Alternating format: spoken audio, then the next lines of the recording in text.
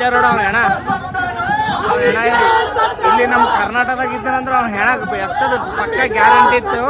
But ಅವ್ನು ಇಲ್ಲಿಲ್ಲ, ಬೇರೆ ಊರಾಗನ. ಡೆಲ್ಲಿಯಾಗ ಕುಂತು ಮಾತಾಡ್ತಾನ ಅಂಬೇಡ್ಕರ್ ಅಂಬೇಡ್ಕರ್ ಅಂಬೇಡ್ಕರ್. ಅದೇ ಸಾಲೆ ಅಂಬೇಡ್ಕರ್ ಬಗ್ಗೆ ಕ್ಯಾ ಮಾಲೂಮ್ ಹೈ?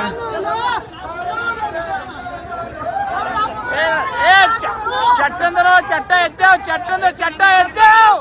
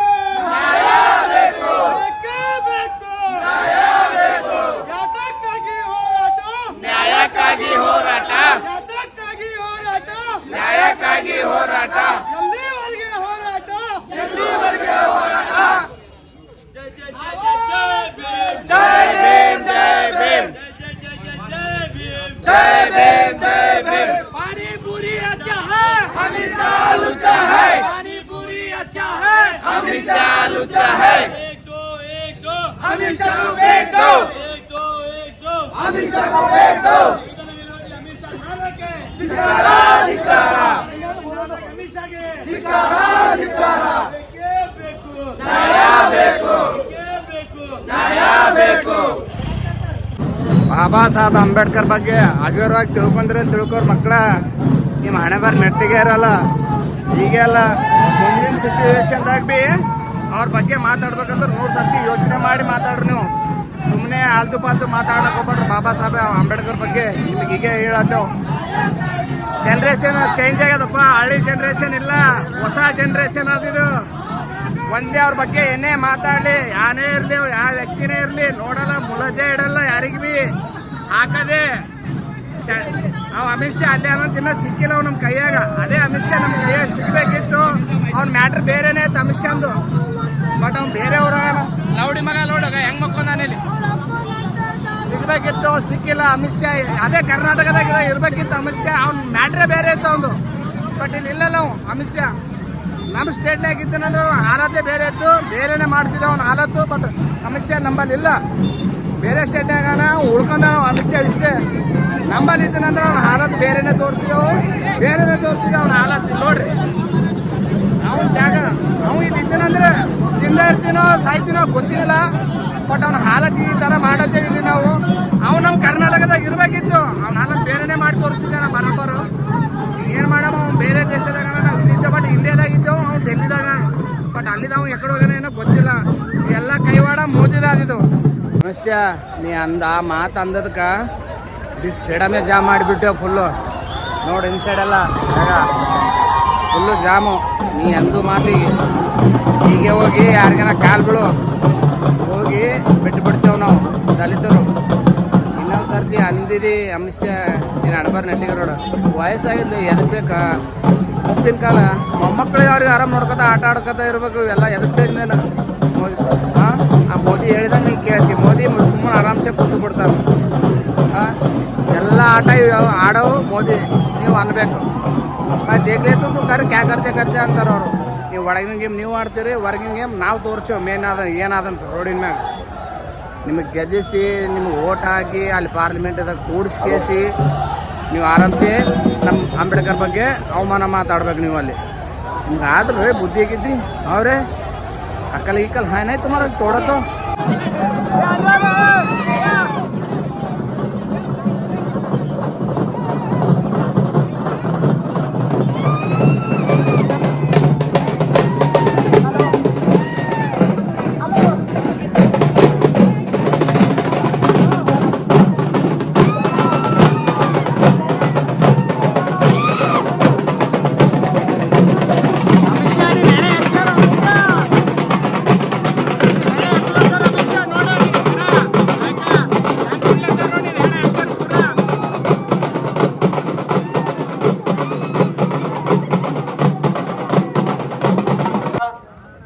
ಬಂಧುಗಳೇ, ಈಗಾಗಲೇ ಇಡೀ ದೇಶದಂತ ನಡೆಯಲಿರುವಂತಹ ಪ್ರತಿಭಟನೆಗಳನ್ನು ತಾವನ್ನು ನೋಡ್ತಾ ಇದ್ದೀರಿ.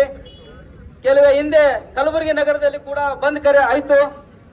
ಆದ್ರೆ ಪದೇ ಪದೇ ಬಾಬಾ ಸಾಹೇಬ್ ಅಂಬೇಡ್ಕರ್ ಅವರ ಬಗ್ಗೆ ಅವೇಳನ ಮಾತನಾಡುತ್ತಿರುವಂತ ಅಮಿತ್ ಶಾನನ್ನು ಅವನಿಗೆ ನಿಜವಾಗಿ ಹೇಳ್ಬೇಕಂದ್ರೆ ಅವನಿಗೆ ಗಲ್ಲು ಶಿಕ್ಷೆ ಕೊಡಬೇಕು ನನ್ನ ತಿಳಿದ ಮಟ್ಟಿಗೆ. ಯಾಕಂತಂದ್ರೆ ನನ್ನ ಮಗ ಸಂವಿಧಾನ ಒಂದು ಅನುಭವಿಸಿ ಜನರನ್ನು ಓಟು ಕೊಟ್ಟು ಅವರನ್ನು ಗೃಹ ಮಂತ್ರಿ ಮಾಡಿರುವಂತ ಈ ಒಂದು ಬಾಬಾ ಸಾಹೇಬ್ ಅಂಬೇಡ್ಕರ್ ಅವರ ಸಂವಿಧಾನ ಮೇರೆಗೆ ಅವನು ಗೃಹ ಮಂತ್ರಿ ಆಗಿದ್ದಾನೆ ಬೋಳಿ ಮಗ.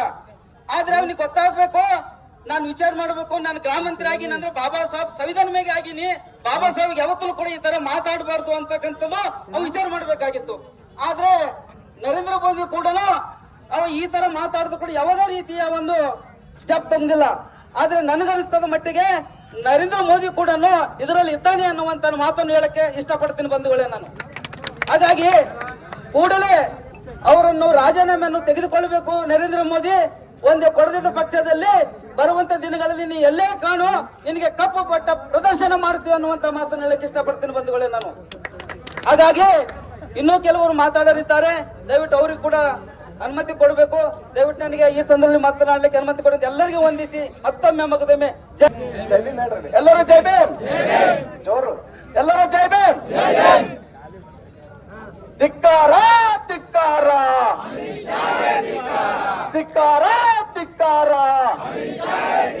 ನಾಲಿಗೆ ಹರಿಬಿಟ್ಟ ಅಮಿತ್ ಶಾಗೆ, ನಾಲಿಗೆ ಹರಿಬಿಟ್ಟ ಅಮಿತ್ ಶಾಗೆ.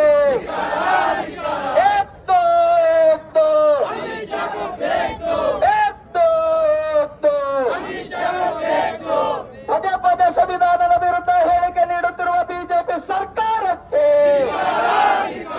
ಅಂಬೇಡ್ಕರ್ ವಿರೋಧಿ ಬಿಜೆಪಿ ಸರ್ಕಾರಕ್ಕೆ ಏನು ಇವತ್ತ ಇಡೀ ದೇಶದಲ್ಲಿ ಬಾಬಾ ಸಾಹೇಬ್ ಅಂಬೇಡ್ಕರ್ ಅವರ ಬಗ್ಗೆ ಏನ್ ಅಲಾಯಕ ಈ ಗೃಹ ಸಚಿವ ಅಮಿತ್ ಶಾ ಇದ್ದಾನಲ್ಲ, ಏನ್ ಹೇಳ್ತಾನೆ? ದೇವರ ಗುಡಿಯಲ್ಲಿ ನಿಂತ್ಕೊಂಡು ಆ ದೇವರ ಗುಡಿಯಲ್ಲಿ ಕಳಿಸಿರೋದು ಯಾರು ಅಂತಂದ್ರೆ ನಮ್ಮಪ್ಪ ಬಾಬಾ ಸಾಹೇಬ್ ಅಂಬೇಡ್ಕರ್. ಆ ಬಾಬಾ ಸಾಹೇಬ್ ಅಂಬೇಡ್ಕರ್ ಅವರ ಬಗ್ಗೆ ಏನ್ ಹೇಳ್ತಾನಂದ್ರೆ, ಅಂಬೇಡ್ಕರ್ ಅಂಬೇಡ್ಕರ್ ಅಂಬೇಡ್ಕರ್ ಅನ್ನೋದು ನಿಮಗೆ ಫ್ಯಾಷನ್ ಆಗಿದೆ ಅಂತ ಹೇಳ್ತಾನೆ. ಅರೇ ಅಮಿತ್ ಶಾ, ಫ್ಯಾಷನ್ ಅಲ್ಲ, ನಿಮ್ ಮನೆ ನಿಮ್ಮ ಅಪ್ಪಂದ ರಾಷನ್ ಇದಾನೆ. ಬಾಬಾ ಸಾಹೇಬ್ ರಾಷನ್ ಕೊಡಿಸಿರ್ತಕ್ಕಂಥ ನಮ್ಮಪ್ಪ ಇದ್ದಾನೆ ಅಂತಕ್ಕಂಥ ಅನ್ನ ಕೊಡಿಸಿರ್ತಕ್ಕಂಥದ್ದು ಬಾಬಾ ಸಾಹೇಬ್ ಅಂಬೇಡ್ಕರ್. ಇವತ್ತ ಬಾಬಾ ಸಾಹೇಬರು ನಮ್ಮ ಉಸಿರಿದ್ದಾರೆ, ಬಾಬಾ ಸಾಹೇಬರು ನಮ್ಮ ಶಕ್ತಿ ಇದ್ದಾರೆ, ಬಾಬಾ ಸಾಹೇಬರು ನಮಗೆ ಯುಕ್ತಿ ಕೊಡಿಸಿದ್ದಾರೆ, ಬಾಬಾ ಸಾಹೇಬರು ನಮಗೆ ಬದುಕಲು ಹಕ್ಕು ಕೊಟ್ಟಿದ್ದಾರೆ, ಬಾಬಾ ಸಾಹೇಬರು ನಮಗೆ ಬದುಕಲು ಜೀವನ ಕೊಟ್ಟಿದ್ದಾರೆ. ಇವತ್ತು ನೀವು ಮರೆತಿದ್ದೀರಿ, ನರೇಂದ್ರ ಮೋದಿ ಅವರೇ, ಏನು ನೀವು 10 ವರ್ಷಗಳ ಕಾಲ ಈ ದೇಶದಲ್ಲಿ ಆಡಳಿತ ಮಾಡ್ತಾ ಇದ್ದೀರಿ. ಒಂದು ಸರಿ ಸಂವಿಧಾನ ಬಗ್ಗೆ ಮಾತಾಡಿಸ್ತೀರಿ ಕೆಟ್ಟದಾಗಿ, ಒಂದ್ಸರಿ ಬಾಬಾ ಸಾಹೇಬರ ಬಗ್ಗೆ ಕೆಟ್ಟದಾಗಿ ಮಾತಾಡಿಸ್ತೀರಿ. ಇದೇನಾ ನಿಮ್ಮ ಸಂಸ್ಕೃತಿ? ಇದೇನಾ ನೀವು ಗೌರವ ಕೊಡ್ತಕ್ಕಂಥದ್ದು ಸಂವಿಧಾನಕ್ಕೆ? ಒಂದು ಕಡೆ ಬಾಬಾ ಸಾಹೇಬರ ಸಂವಿಧಾನಕ್ಕೆ ನಮಸ್ಕಾರ ಮಾಡ್ತೀರಿ, ಹಿಂದಿಂದ ಬಯಸ್ತೀರಿ. ಇವತ್ತ ಈ ರೀತಿ ಮಾಡ್ತಕ್ಕಂಥ ಬಿಜೆಪಿ ಸರ್ಕಾರಕ್ಕೆ ಈ ಬಾರಿ ತಕ್ಕ ಪಾಠ ಕಲಿಸಿದ್ದೇವೆ, ಮುಂದಿನ ಬಾರಿಗೆ ನಿಮ್ಮ ಸರ್ಕಾರವನ್ನ ಕಿತ್ತೋಸಿದ್ದೇವೆ ಅಂತಕ್ಕಂಥ ಮಾತನ್ನ ಹೇಳಬೇಕಾಗ್ತದೆ. ಆ ನಿಟ್ಟಿನಲ್ಲಿ ಏನು ಇಡೀ ದೇಶದಲ್ಲಿ ಈ ಹೋರಾಟ ನಡೀತಾ ಇದೆ. ನಿಮ್ಮ ಅಮಿತ್ ಶಾ ಮತ್ತೆ ಮುಂದ ನಿಮ್ಮ ಸಚಿವ ಸಂಪುಟದ ಸಚಿವರನ್ನ ಹತೋಟಿದಾಗಿಟ್ಕೋರಿ. ಇಲ್ಲ ಅಂತಂದ್ರೆ ನಿಮ್ ಮನೆ ಹೊತ್ತಲು ಹೊಡಿಲಕ್ಕ ದಲಿತರ ಹಿಂದೆ ಸರಿಯೋದಿಲ್ಲ. ಎಲ್ಲ ಪಾಲ್ಗೊಂಡಂತ ಎಲ್ಲ ಸಂಘಟನೆಗಳು, ಎಲ್ಲ ಪಕ್ಷಗಳು ಮತ್ತು ಎಲ್ಲ ಹಿರಿಯ ಮುಖಂಡರಲ್ಲಿ ಹೊಂದಿಸುತ್ತಾ ಇವತ್ತಿನ ದಿವಸ ನಮ್ಮ ಭಾರತ ದೇಶದಲ್ಲಿ ಒಂದು ದೊಡ್ಡ ಷಡ್ಯಂತ್ರ ನಡೀತಾ ಇದೆ.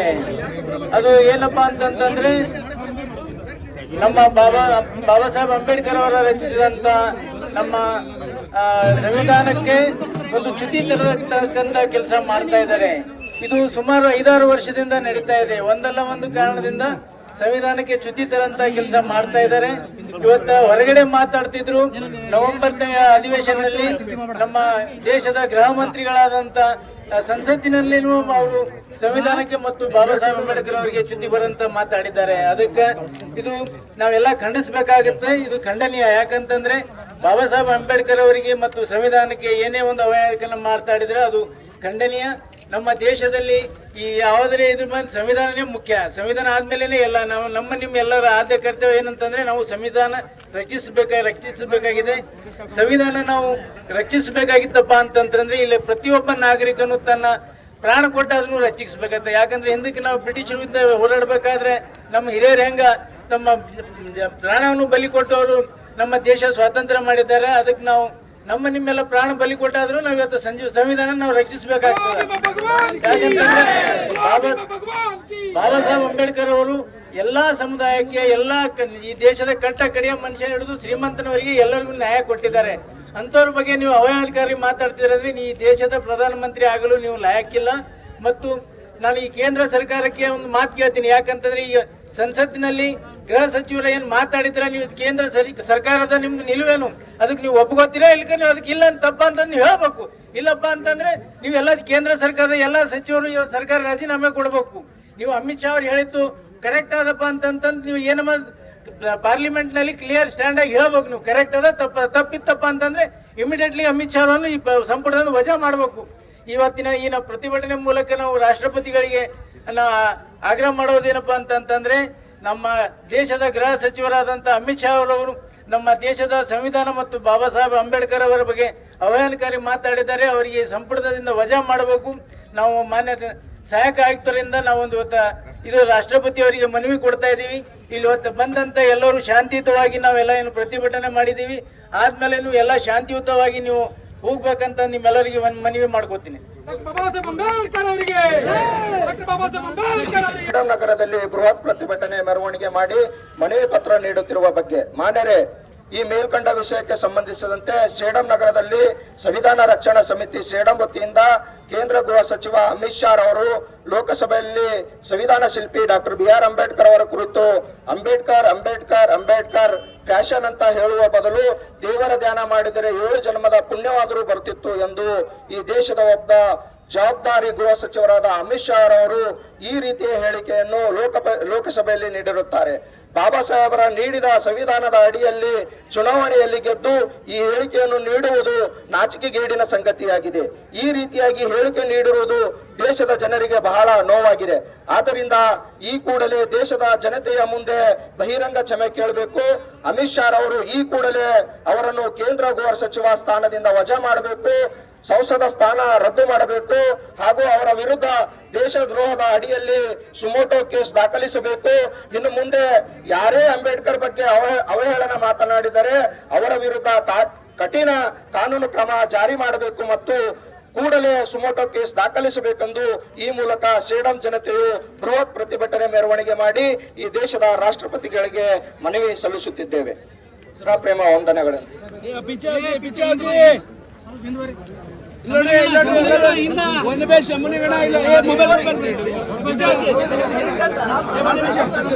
ಎಲ್ಲರಿಗೂ ಬರ್ತದ್ರಿ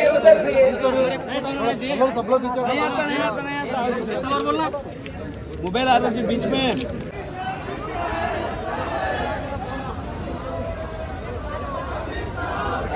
हाँ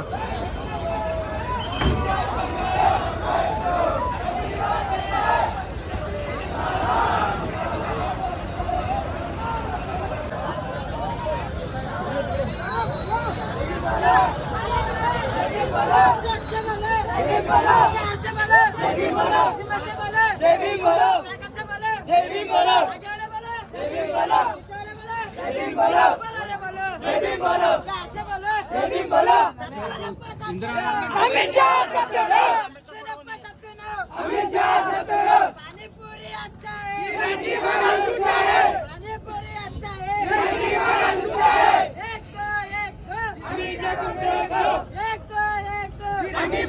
एक दो